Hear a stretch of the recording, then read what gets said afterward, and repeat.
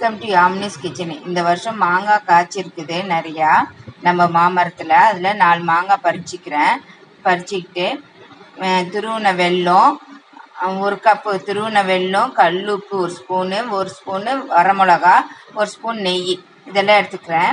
இங்கே பாருங்கள் மாங்காய் எப்படி இருக்குதுன்ட்டு சின்ன சின்ன பீஸாக கட் பண்ணிக்கிறேன். கொட்டையில் இருக்கிற சதப்பெல்லாம் எடுத்துக்கிறேன். நல்லா கட் பண்ணி எடுத்துக்கிறேன். சின்ன சின்ன பீஸாக கட் பண்ணதை குக்கருக்குள்ளே போட்டுக்கிட்டு கொஞ்சம் தண்ணி விட்டுக்கிறேன் வேக வைக்கிறதுக்கு. 3 விசில் வந்தோடனே இந்த மாதிரி குழன்னு ஆகிடும். அது மிக்சியில் போட்டுட்டு கொஞ்சம் கல் உப்பு வரமிளகா எல்லாம் மிக்சியில் போட்டு அரைச்சி வச்சுக்கிட்டு இங்கே பாருங்கள் கடாயில் நெய் விட்டுக்கிறேன். பார்த்திங்களா 2 ஸ்பூன் நல்லா நெய் விட்டுக்கிறேன்.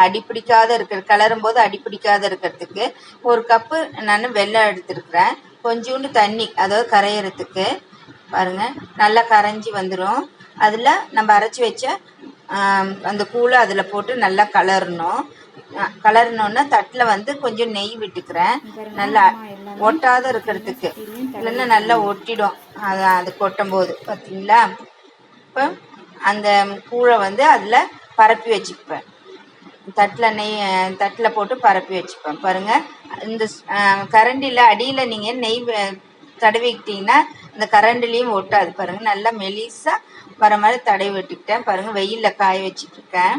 நம்ம வெல்லம் போட்டதுனால இந்த ப்ரௌன் கலர் வருது. இதே சர்க்கரை போட்டிங்கன்னா வெள்ளை கலர்லேயே இருக்கும். பார்த்திங்களா எப்படி இருக்குன்னு அது நான் கட் பண்ணிக்கிறேன். பார்த்திங்களா சிசரில் கட் பண்ணிக்கிட்டேன். ஈஸியாக இருக்குது. இப்படி தாங்க மேங்கோ பார். இதே ரவுண்டு பண்ணி கவரில் சாக்லேட் மாதிரி கொடுக்கலாம். நல்லா டேஸ்ட்டாக இருக்கும். எப்போ வேணால் சாப்பிட்லாம். உங்களுக்கு பிடிச்சிருந்தா நீங்கள் ஷேர் பண்ணுங்கள். தேங்க்யூ.